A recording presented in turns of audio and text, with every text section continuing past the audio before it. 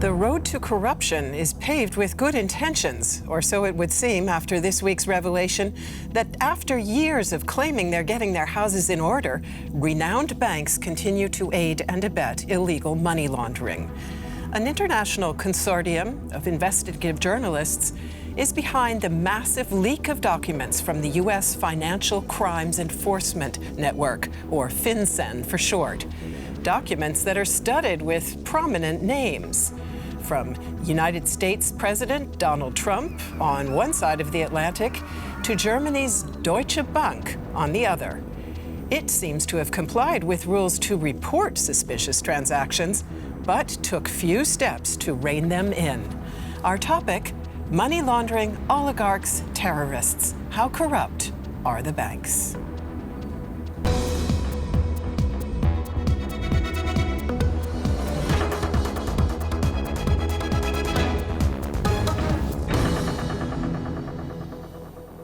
Welcome to the Point. It's a pleasure to introduce our guests. Daniel Drepper is editor-in-chief of BuzzFeed News Germany, and he says the suspicious activity reports give banks a free pass to keep moving dirty money and collect the fees. And it's a pleasure to welcome Matthew Karnitschnig to the program.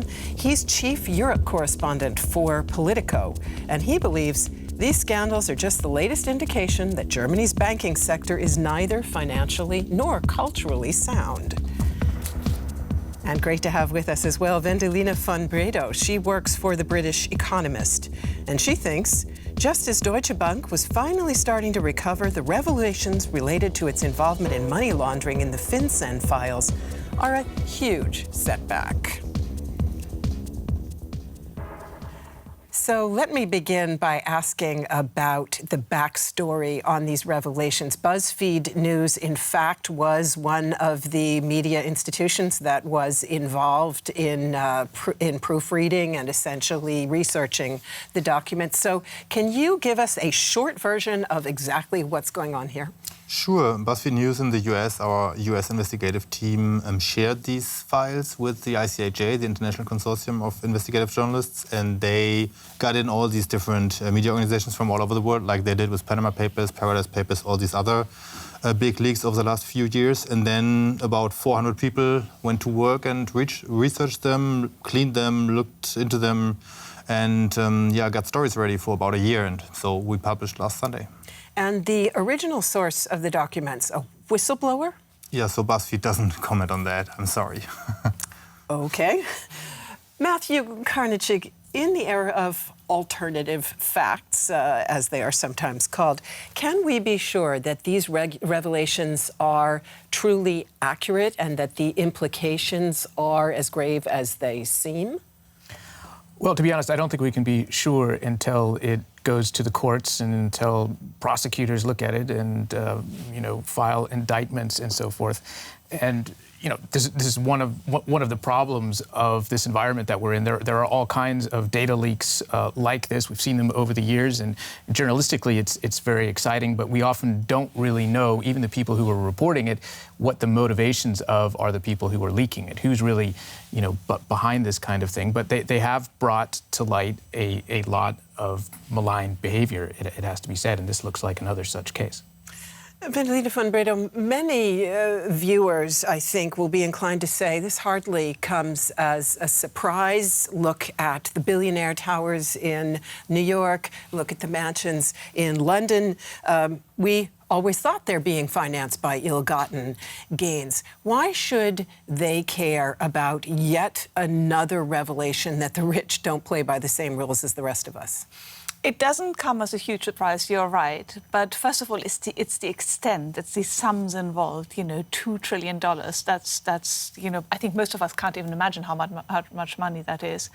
And then I think we all have to be aware this is not something completely abstract. This is money that is not used to build kindergartens or roads or schools. I mean, ordinary people suffer because this type of money laundering is happening. So it's not something that only concerns oligarchs or drug dealers. It concerns all of us. Daniel Drepper, the institutions that we are seeing implicated here are some pretty illustrious names: J.P. Morgan, HSBC, Deutsche Bank, just to name a few. Why them? Is there something particular about these banks, or are they simply the tip of a much bigger iceberg? So there are lots of banks in there. Like, these are obviously the biggest ones. I think why they are so big, and obviously everyone is looking into them, is first, they move the most money. Second, they are the big banks that have the access to the US dollar, to the financial market in the US, and lots of people who launder money or have money that they want to inject into the real economy want to do that in the dollar market in the US. So they use smaller banks like Afghan United or Temir Bank in Almaty or some Cyprus bank, and then try to find a relationship with the big bank and then move the money to Germany, to the US, and so on. And Matthew, what kind of clients are we talking about here? Who is it who's laundering their money with these banks? Well, it seems that most of the people would be people we've never heard of. They're not generally in the public view. Some of them are, but these are the people really in the background who are often pulling the strings, who have their hands in various pots and know how to work the system, especially in a lot of these, energy-rich countries and places like that. And they need to find a way to move their ill-gotten gains out of the countries where they're operating. And this network of banks, as Daniel says, provides them, a ready opportunity to do so. I want to just bring in a short report that we have, and I think one question many of us perhaps never actually posed, but have you ever thought about why is it called money laundering? The fact is, the term dates back to the U.S. gangster Al Capone. To legalize his illicitly acquired gains, he purchased a bunch of laundromats. Now, today's criminals, oligarchs, and terror groups are working at a distinctly larger scale. Laundering doesn't only happen to clothes, but to money as well. It is estimated that between 800 billion and 2 trillion US dollars are laundered around the globe each year. Current research reveals how the system works. Using so-called mirror trades, billions of dollars from illegal income, such as drug trafficking and prostitution, are pushed back and forth between different banks and thus veiled. This money is then put into legal investments. Real estate is especially popular because it can be paid for in cash in many countries, such as the US. The purified proceeds then flow into shell corporations in tax havens such as the Cayman Islands. The international fight against money laundering is often inadequate because national money laundering authorities are not as well networked as the criminals. Why is it so difficult for lawmakers to put an end to money laundering? Vendeline, let me pass that question straight on to you. And I mentioned, in fact, policymakers' good intentions at the outset of the show. After revelations like the Panama Papers, the Luanda leaks, and so on, there's been a lot of talk and also some action on cracking down. Yet policymakers don't seem to get the problem under control. Why? They don't, and the problem is that for a bank, there's a conflict of interest because a bank needs to maximize its profits. A bank needs to make money. This type of business is very lucrative. It's often quite hard to detect because obviously the money launderers will go to great lengths to obfuscate their money laundering.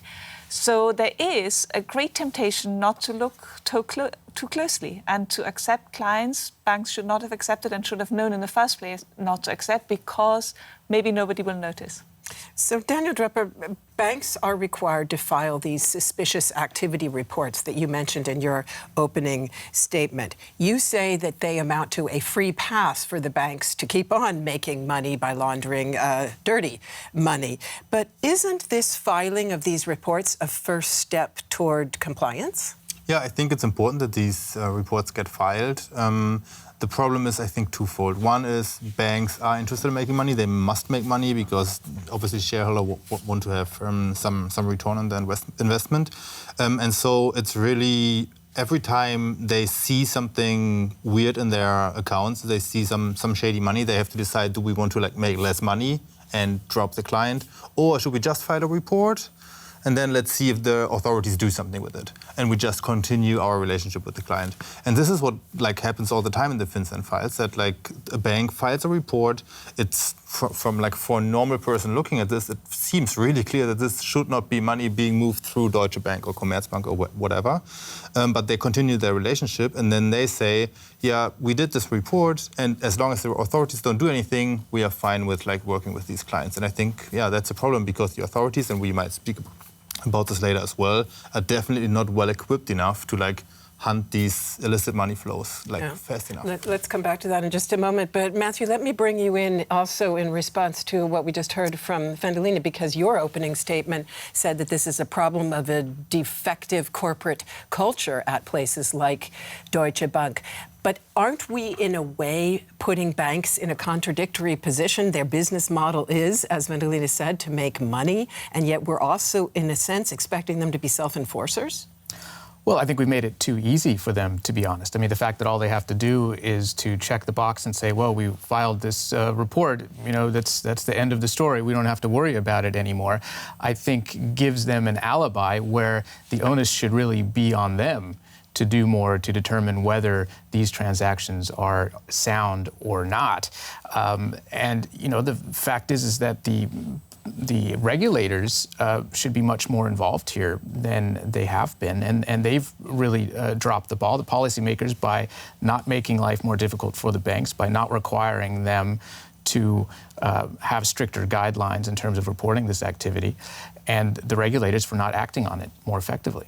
So, Vendeline, I asked you before why normal citizens should care. Policymakers, you would think, would have very good reason to care and to do a lot more, because just one fascinating statistic I recently encountered, the amount of money that has left Africa through illicit financial transactions, meaning corruption, parking money in tax havens, and so on, more than equals what Africa has received in development aid over the past 50 years. So it seems like governments, both donor governments and also African governments themselves, would have ample incentive to crack down more effectively. Absolutely. I mean, the figure you cite is heartbreaking if you think about it. What good could have been done with the money that left the country.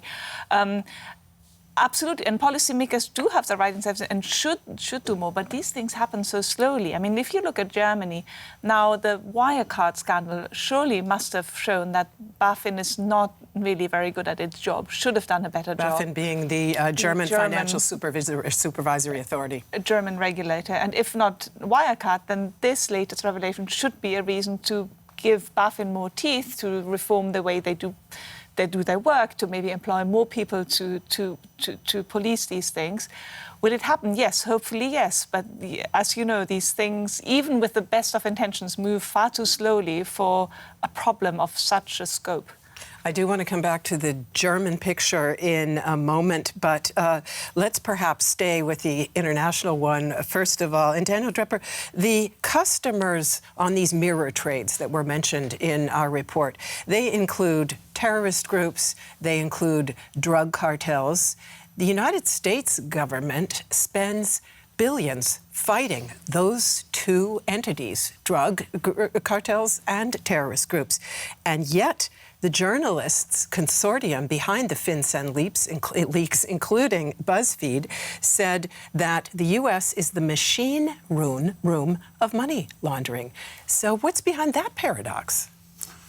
Like we said before, I think the main thing is that it's really there has to be a lot of effort put into finding out how to stop this. Like the FinCen, the authority that these files are named after, they have 270 employees, but they get 2 million reports every year. I think it's every year, every month, I don't know, but it's millions of reports every year, and they have 270 people to check on them.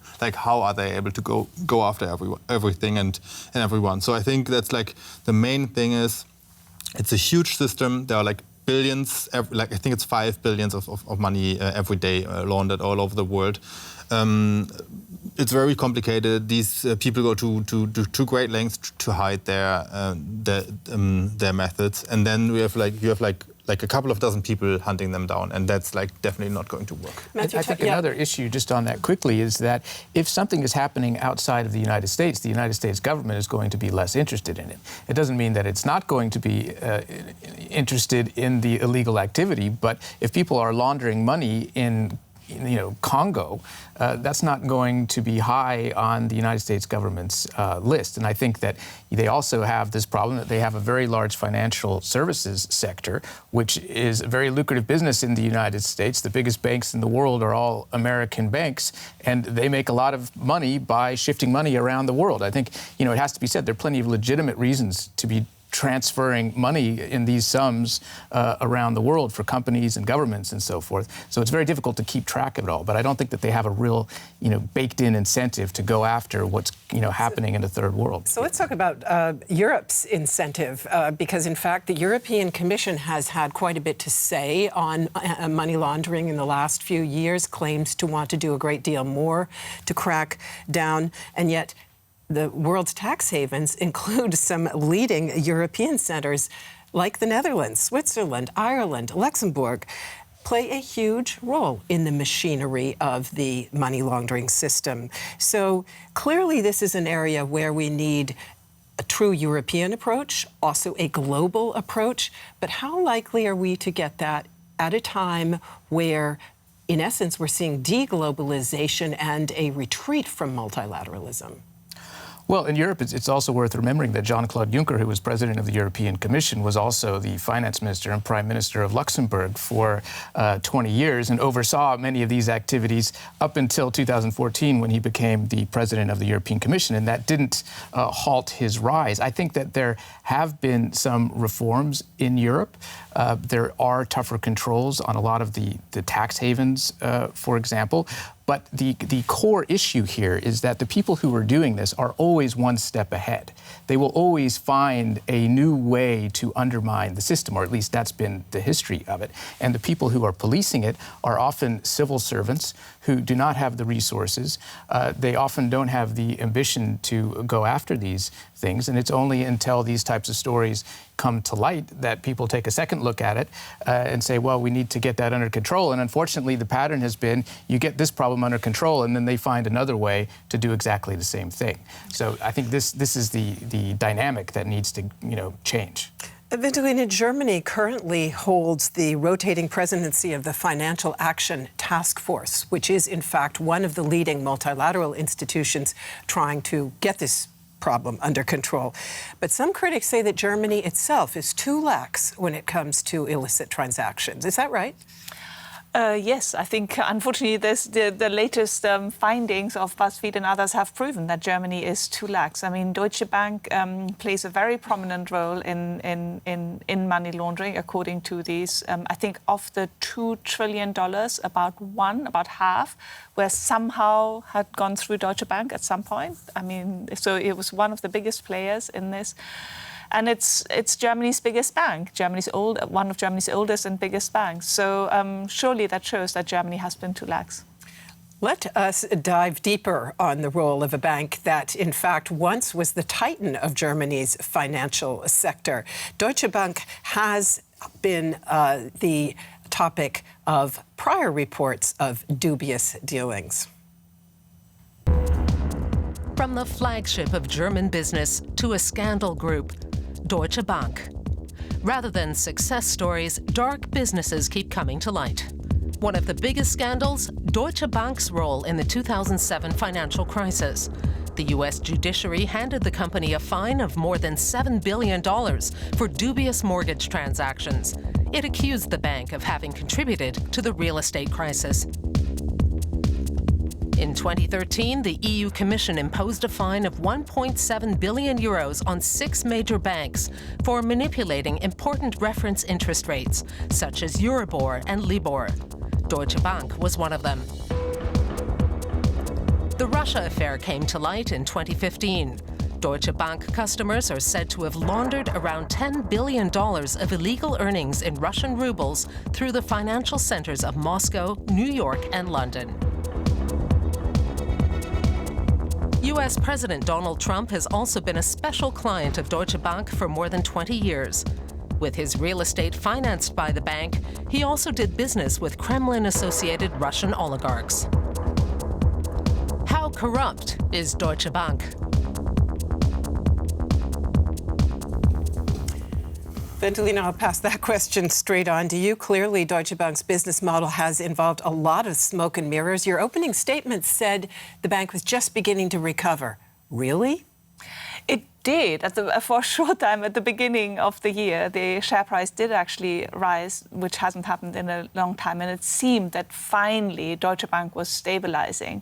But then, of course, two things happened. One was the COVID crisis, which hit the bank quite badly. And now these revelations. So it doesn't really look as if Deutsche Bank was stabilizing anytime soon. So, Matthew, recover in share price is one part of the issue, but of course, recover is also a question of whether they can recover internally from what you described as a very problematic corporate culture. Where's that coming from? Well, it comes from the history of the bank, quite frankly. I mean, this is nothing new. There have been, books written about the corruption at Deutsche Bank, and it continues. A few years ago, I reported on a story where you had the senior people in the bank ordering the spying on a shareholder. There was a gadfly shareholder who was making trouble, and they hired a security firm to go and spy on him at his vacation home in Spain, and they even rented the house. I mean, these are extraordinary measures that they've gone to over the years, and there's just one thing after another. If you look at any major financial scandal in Germany over the past 50 years, you can bet that Deutsche Bank will be right in the middle of it. Do you see signs of recovery in word? Well, I think, if you could talk about the share price is one thing. 10 years ago, the share price was at about 50 euros. It's now at about 6 euros. I think that there are serious concerns about the health of the bank still.